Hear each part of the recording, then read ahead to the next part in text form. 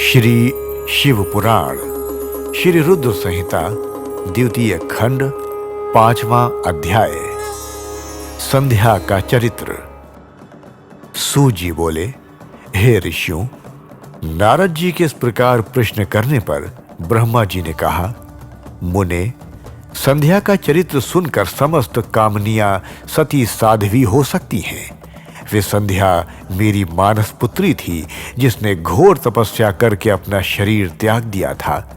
फिर वे मुनिश्रेष्ठ मेधा तिथि की पुत्री अरुंधति के रूप में जन्मी। संध्या ने तपस्या करते हुए अपना शरीर इसलिए त्याग दिया था क्योंकि वे स्वयं को पापिनी समझती थी। उसे देखकर स्वयं उसके पिता और भाइयों में काम की इच्छा जागृत हुई थी। तब उसने इसका प्रायश्चित करने के बारे में सोचा तथा निश्चय किया कि वे अपना शरीर वैदिक अग्नि में जला देगी, जिससे मर्यादा स्थापित हो। भूतल पर जन्म लेने वाला कोई भी जीव तरुणावस्था से पहले काम के प्रभाव में नहीं आ पाएगा। ये मर्यादा स्थापित कर मैं अपने जीवन का त्याग कर दूंगी। मन में ऐसा विचार करके संध्या चंद्रभाग नामक पर्वत पर चली गई। यहीं से चंद्रभागा नदी का आरंभ हुआ। इस बात का ज्ञान होने पर मैंने वेद शास्त्रों के पारंगत विद्वान, सर्वज्ञ और ज्ञान योगी पुत्र वशिष्ठ को वहां जाने की आज्ञा दी। मैंने वशिष्ठ जी को संध्या को विधि पूर्वक दीक्षा देने के लिए वहां भेजा था। नारद, चंद्रभाग पर्वत पर एक देव सरोवर है जो जलाशय योचित गुणों से पूर्ण है।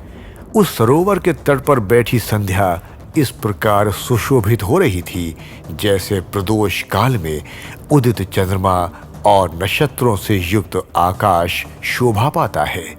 तभी उन्होंने चंद्रभागा नदी का भी दर्शन किया।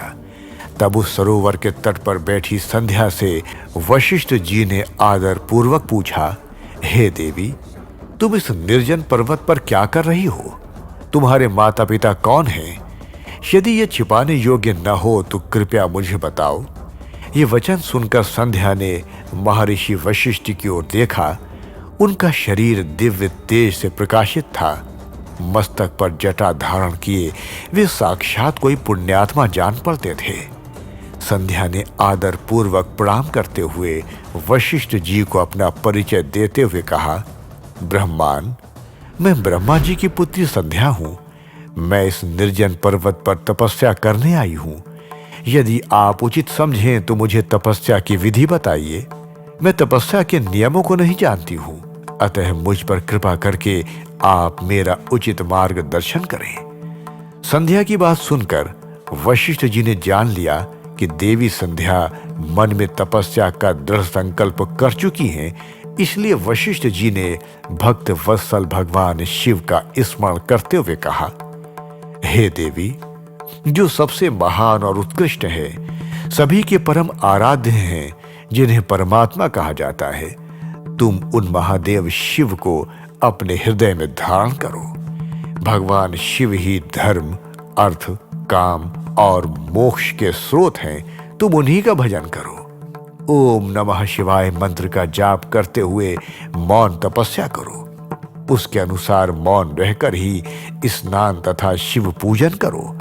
प्रथम 2 बार छठे समय में जल को आहार के रूप में लो। तीसरी बार छठा समय आने पर उपवास करो।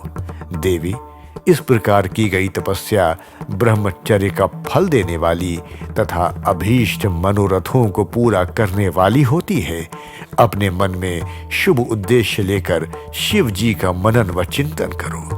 वे प्रसन्न होकर तुम्हारी मनोकामना अवश्य पूरी करेंगे। इस प्रकार संध्या को तपस्या की विधि बताकर और उपदेश देकर मुनि वशिष्ठ वहां से अंतर्धान हो गए।